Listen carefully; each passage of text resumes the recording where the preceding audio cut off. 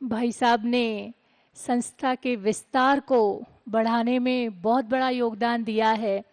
मुझे याद है कि जब पहली बार बाप दादा इस शांतिवन परिसर में टेंट में आए थे, तब बाबा ने दादी जी और भाई साहब को कहा था कि नेक्स्ट सीजन में अगर यहाँ हॉल तैयार हो जाए तो बाप दादा इस हॉल में भी आ सकते हैं।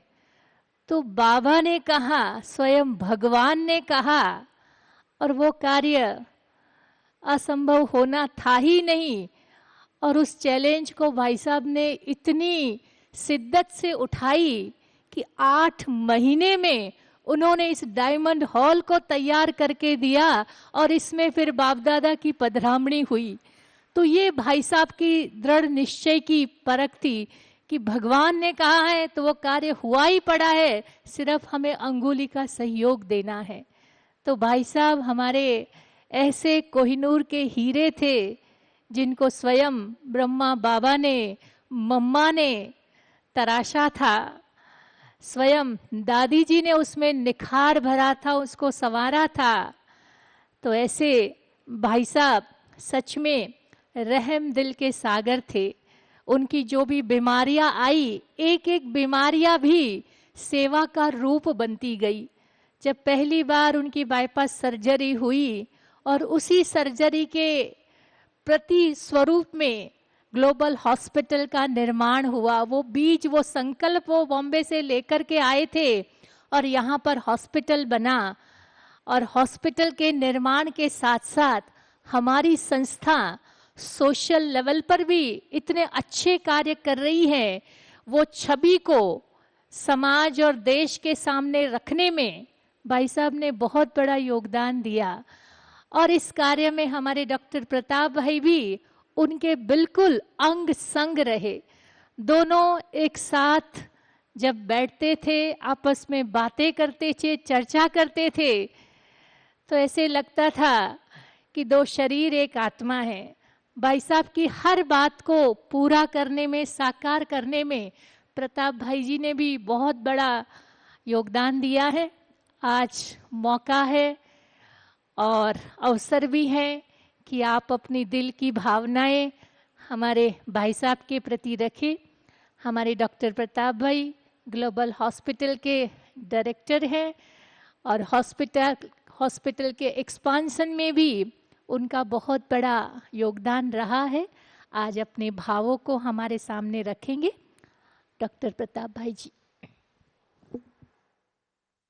ओम शांति।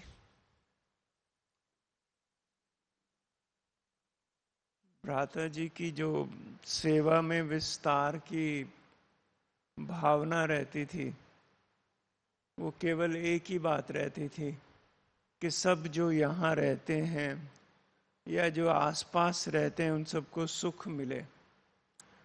तो जैसे नेहा बहन बता रहे थे, ये था कि जब मैंने वो बॉम्बे में सर्जरी के बाद वहाँ रेस्ट कर रहे थे, तब मैंने उनका हालचाल पूछने के लिए फ़ोन किया 89 में।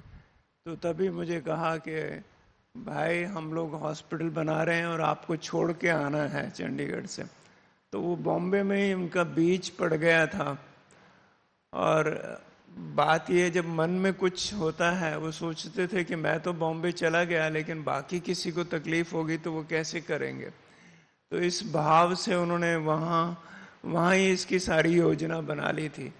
दादा खूबा के साथ और डॉक्टर अशोक मेहता के साथ उन्होंने पूरी प्लानिंग कर ली थी। ट्रस्ट में कौन कौन होगा वो सब प्लान कर लिया था। तो ये उनके संकल्प की स्ट्रेंथ थी, संकल्प की शक्ति थी। और मैंने ये देखा कि मन में उनके बाबा के प्रति, यज्ञ के प्रति इतनी पावरफुल स्नेह था। हमेशा ये सोचते थे कि यज्ञ की सेवाओं की प्रत्यक्षता कैसे करें। और हम सबको भी नर्चर किया, हम सबको भी आगे बढ़ाया। कभी कभी हम लोग कुछ मुश्किल लेके जाते थे तो मुश्किल को दूर कैसे करते, या तो कोई गीत सुनाते थे या फिर बोलते थे कि ये कार्य तो हुआ पड़ा है, आप क्यों सोच रहे हो इसके बारे में। तो हर कार्य को आसान कर देते थे। और बीच बीच में उनको ये भी होता था कि बाबा के साथ जो उन्होंने समय बिताया था, तो एक बार मुझे सुनाने लगे कि एक बार पुष्प शांता दादी ने उनको कुछ फल के लिए मनी दी और कहा कि फल खरीद के ले आओ बाबा के लिए। तो रास्ते में जैसे कोई होता ना, कोई लोग पैसा कमाने के लिए करते हैं, एक के दो, यानी आप एक दोगे तो दो बन जाएंगे। तो गेम कोई खेलने, उन्होंने भी खेलना शुरू कर दिया और सारे पैसे चले गए। तो घर आके बताया, दादी को बताया, तो दादी ने कहा बाबा को बताओ। तो जब बाबा को बताया तो बाबा ने कहा बच्चे कुछ भी नहीं, लोग रेस में तो लाखों गंवा देते हैं। फिर धीरे से कहा कि अब आगे नहीं करना। तो भाव ये कि वो हमें भी हमेशा ये स्ट्रेंथ देते थे कि कुछ भी डिफिकल्टी आती है, कुछ भी भूल होती है, तो उसको हमें कैसे अपने आप को मैनेज करना है, कैसे वो इंस्पायर करते थे, कैसे वो हमें ये बताते थे कि कैसे संगठन को चलाया जा सकता है। हमेशा हर बात को वो बेहद के दृष्टिकोण से देखते थे, उनकी अनलिमिटेड कॉन्शियसनेस थी। जैसे हम सब भाई बहनों से सुनते हैं, चाहे वो विदेश के भाई बहन हैं या देश के भाई बहन, जो भी जाता था उसमें वो ऐसे एंथ्यूज करते थे, उनको एंथ्यूजियाज्म देते थे, उमंग उत्साह ऐसे देते थे। तो कभी कभी तो कोई जैसे बिल्कुल थका हारा होता था उसको भी फिर से खड़ा कर देते थे। ये उनकी विशेषता होती थी। कुछ ना कुछ उनकी विशेषताएं, उस आत्मा की विशेषताएं, कभी पावरफुल दृष्टि से, उनकी दृष्टि के लिए तो विदेश के भाई बहन अनुभव सुनाते हैं कि कैसे उनकी दृष्टि से जो उनको एक्सपीरियंस हुआ उससे उनके जीवन में परिवर्तन हुआ। उनके ज्ञान वो जानते थे, लेकिन ज्ञान का जो अनुभव है, ज्ञान की जो महसूसता है, उनको भाई साहब की दृष्टि से हुई। दृष्टि से ही उनके जीवन में परिवर्तन हुआ। और हर बात को वो ये समझते थे, अच्छा कोई बात नहीं, हम ये सोचते हैं कल पहले क्या किया था। तो जैसे वो ज्ञान को ऐसे यूज करते थे। सुबह भी मैं शेयर कर रहा था, कभी उनको लेक्चर के लिए जाना होता था या कोई क्लास करवाने के लिए जाना होता था, तो वो उस दिन की मुरली लेके फिर से पढ़ते थे। मुरली के प्रति उनका इतना अगाध प्रेम था। हम लोग कभी कभी इकट्ठे ट्रैवल करते थे, इकट्ठे रहते थे, तो सुबह सुबह मुरली सुनते थे। कभी वो सुनाते थे, कभी मैं सुनाता था। लेकिन मुरली के साथ साथ जो राज है, मुरली की जो गहराई है, उसकी भी एक्सपीरियंस वो करवाते थे। तो यज्ञ में जो कुछ भी उन्होंने किया, उनकी फाउंडेशन वो श्रीमत थी। बाबा की श्रीमत, दादियों से जो आज्ञा मिली या मुरली से जो उन्होंने सीखा, उसके आधार पे वो अपने जीवन को आगे बढ़ाते रहते थे। जब भी कोई उनके पास आता था, ज्ञान भी सुनाते थे लेकिन अनुभव भी सुनाते थे। ज्ञान तो हम सभी जानते हैं, सुनाना सहज है, लेकिन जो फीलिंग, एक्सपीरियंस करवाना, किसी के जीवन में परिवर्तन ही कर देना, वो परिवर्तन वो कर देते थे। हमेशा वो चेयरफुल और एडवेंचरस भी थे। शुरू शुरू में जब आया मैं, तो उनको प्रकृति से इतना प्रेम था, तो मुझे फोन करेंगे, चलो आज चलना है वहां पे, जब बारिश के दिन होते वहां घूमने जाना है।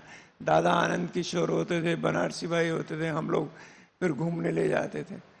तो कभी भी उनको लहर आती थी, वो फोन करते थे, नहीं आज ये करना है, आज ये काम करना है, आज ऐसे करना है।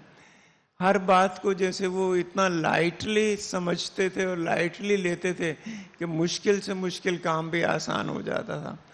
क्योंकि जो भी कारोबार होता है, कभी यज्ञ का कारोबार, कभी हॉस्पिटल का कारोबार, कभी सेवा का कारोबार, कभी सेवा केंद्रों का कारोबार, सब उनके बुद्धि में रहता था। हर एक चीज को वो हर एक को सपोर्ट करने का काम करते थे, हर एक को सहारा देना, हर एक को गाइडेंस देना। मुझे याद है जब ओम शांति रिट्रीट सेंटर बना, तो वो कितनी बार चक्कर लगाते थे कि जब जमीन सेलेक्ट करनी थी, फिर कैसे उन्होंने सबको इंस्पायर किया, लोगों को इन्वॉल्व किया। फिर ओम शांति रिट्रीट, ऐसे ही हैदराबाद में भी उनका काम ये होता था, सबको सपोर्ट करना, सबको सहारा देना, सबको प्रेरणा देना, सबको आगे बढ़ाना। वो उनकी विशेषता थी। कंपैशन और पॉजिटिविटी तो ऐसी थी जैसे उनके रग रग में कंपैशन, करुणा भरी हुई थी, सकारात्मक थी। कोई व्यक्ति कितना भी नेगेटिव उनके पास आता था, कुछ भी भाषा यूज करता था, लेकिन जब वो वापस जाता था वो पॉजिटिव होके ही जाता था। कभी कभी मैं उनसे कहता भी था कि ये व्यक्ति तो बिल्कुल नेगेटिव है, इसको तो आप क्यों सपोर्ट करें, लेकिन उनका जो नेचर थी, जो उनका स्वभाव था, वो सबको पॉजिटिविटी से ही चलाते थे। तो वो जो स्कूल ऑफ पॉजिटिव, एक बार क्या हुआ, हमारे पास एक डॉक्टर थे आंख के, वो निभय भाई के मित्र थे। निभय भाई ने उनको इनवाइट किया था। तो ब्रिजमोहन भाई मेरे पास आए, कहने लगे कि ये डॉक्टर तो जो है ना अपने काम का नहीं है, इसको तो चेंज करना चाहिए। तो मैंने कहा आप निभय भाई को कहो। तो मुझे कहने लगे निभय भाई को कहने का लाभ नहीं होगा, वो तो पॉजिटिव ही सोचेंगे। उन्होंने कहा आप ही कुछ करो। तो कहने का भाव ये कि उनके मन में पॉजिटिविटी, जगदीश भाई से एक बार बात हो रही थी, तो जगदीश भाई जैसे ज्ञान के बहुत बिंदुओं की बात करते थे। तो निभय भाई ने उनको कहा कि भाई साहब मैं तो, लेकिन उन्होंने, जगदीश भाई ने कहा कि निभय भाई आपकी जो क्लास होती है वो लोगों को टच करती है, एक्सपीरियंशियल होती है, ये बात उन्होंने कही। तो हर बात में उनका ये होता था, जो भी आए उसको स्ट्रेंथ मिले, उसको ताकत मिले और वो आगे आगे अपने जीवन में बढ़े। एक बार क्या हुआ, कुछ मुश्किल हुई तो सभी डॉक्टर्स जो है वो किसी प्रकार से अपसेट हो गए। हमने उस समय सब मोस्टली बीके थे, तो हमने रूल्स रेगुलेशन मैंने बनाए थे कि भाई इस रूल्स को फॉलो करना है। तो सब लोगों को लगा कि हम तो सेवा करने के लिए आए हैं, ये कायदा हमारे लिए क्यों। तो सब ने एक साथ रिजाइन कर दिया, पूरे डॉक्टर्स ने। तो नेचुरली मेरे लिए ये बड़ी बात थी। तो निभय भाई ने एक एक से इंडिविजुअली बात करके सब बात को सहज स्नेह से पूरा कर दिया। तो उनमें ये वो ताकत थी, जो शक्ति थी, जो लोगों के दिलों तक वो चले जाते थे, गहराई तक, हर एक की भावनाओं को रिस्पेक्ट देते थे। क्योंकि ये फीलिंग्स जो ऐसी चीज है, भावनाएं अगर किसी की हर्ट हो जाए तो वो फिर लॉस्ट हो जाता है। लेकिन भाई साहब सबकी फीलिंग्स को समझकर सब काम को आगे बढ़ाने की कोशिश करते, सब में समरसता लाने की बात करते हैं। अब जब लास्ट में भी, अंत में भी मैं देखता था आखिरी दिनों में, वो बहुत सुनते ज्यादा थे लेकिन एक शब्द या दो लाइनें बोलेंगे और गहरी साइलेंस में रहते थे। और हमेशा उनको ये रहता था कि जो कुछ भी मुझे करना है वो इसी जन्म में करना है। एक बार मुझे सुनाया था कि एक दिन वो थोड़ा बाहर से आए थे, धूप का मौसम था, तो जाके सो गए। तो साकार बाबा ने उनको बुलाया, तो पूछा बच्चे क्या कर रहे थे। तो उन्होंने कहा मैं आराम कर रहा था। तो कहा, बाबा ने कहा कि सतयुग की स्थापना हो गई है जो आप आराम कर रहे थे। तो उनको ये पक्का रहता था कि मुझे अंत तक रहना है, जब तक सतयुग की स्थापना नहीं हो जाए। अब जब ये सब कुछ हुआ तो पहले दिन मुझे ये जरूर सोच चलती थी कि अचानक क्यों चले गए। तो फिर बाबा का मैसेज ये था कि बाबा ने उनको निमंत्रण देकर बुलाया है, वहां भी कुछ कार्य हैं। तो हमें लगा फिर तो अब हमारी उसके सामने तो कुछ नहीं चल सकती ना। अगर बाबा ने ही निमंत्रण देकर उनको बुलाया है कोई बड़े कार्य के लिए, कोई विशेष कार्य के लिए, तो बाबा ने भी कहा कि मेरे पास बच्चे के लिए प्लान्स हैं। तो वो जब सुनते थे तो फिर हम सोचते थे अभी now we have to accept, move forward.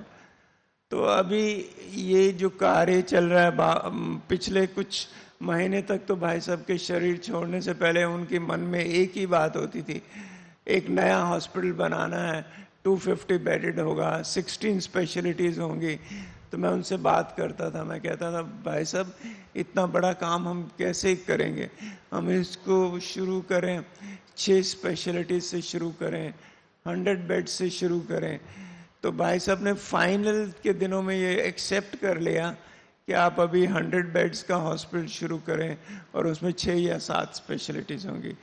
तो वो कार्य अभी हम सबको मिलकर करना है कि भाई जो भाई साहब की विजन थी कि अभी तक तो जो हम हॉस्पिटल चला रहे हैं वो सेकेंडरी केयर था, लेकिन अभी हमें टर्शरी केयर यानी उसको एक और स्तर पे ऊपर ले जाना है, जिसमें कार्डियोलॉजी भी होगी, तो न्यूरोलॉजी भी होगी, न्यूरोसर्जरी भी होगी, तो नेफ्रोलॉजी भी होगी। ये सारी जो स्पेशलिटीज हैं उसके साथ हॉस्पिटल को बनाना है। तो उसकी विजन भी उनकी कितनी पुरानी थी। जब बहुत साल पहले, लगभग 15-20 साल पहले ही हमने जमीन खरीदी थी, तो मैंने भी भाई सबको कहा था इतनी लंबी चौड़ी हमें जमीन खरीदने का क्या लक्ष्य है। तो लगभग 40 एकड़ के करीब जमीन है, तो वो जमीन भी है हमारे पास। योजना भी भाई सब दे के गए हैं वो, लेकिन उस योजना को हम सबको मिलकर पूरा करना है। हम सबको अपना अपना सहयोग देना होगा, तभी वो इतना बड़ा कार्य हो सकेगा। उस 40 एकड़ में तो हॉस्पिटल भी बनेगा, नर्सिंग कॉलेज का एक्सपेंशन भी होगा, साथ साथ ओल्ड एज होम भी नया बनना है, फिर रिसर्च सेंटर भी बनेगा। तो ये सारा विस्तार जो है वो भाई साहब की योजना थी, उस योजना को अभी हमें साकार करना है। ये और मैं ये समझता हूँ कि जैसे भाई साहब कहते थे कार्य तो हुआ ही पड़ा है, हम सबको अपनी उंगली लगानी है। करण करावन हार तो वो है, वो कार्य हुआ ही पड़ा है। तो इसलिए उस कार्य को जो संपन्न हमें करना है वो सबको मिलकर करना है, और उनका जो स्वप्न था, उनकी जो विजन थी, उस विजन को हमें पूरा करना है। यही अभी हमारा लक्ष्य है कि भाई सबको सच्ची श्रद्धांजलि ये है कि जो उन्होंने हमें सिखाया, जैसा उन्होंने हमें बनाया और भगवान के इतने नज़दीक ला दिया, वो भगवान से जो प्राप्ति हो रही है उसकी भी फीलिंग दी। तो हम सब मिलकर यही संकल्प करते हैं कि जो निर्भय भाई के जीवन से हमने सीखा उसको अपने जीवन में समाते हुए आगे बढ़ते चलें और शिव बाबा की श्रीमत पर नई नई सेवाओं को आयाम दें। ओम शांति। बहुत बहुत शुक्रिया भाई साहब। आपने भाई साहब को जितना नज़दीक से देखा, अनुभव किया, उन बातों को, उन संस्मरणों को हमारे सामने शेयर किया। आपका दिल से शुक्रिया।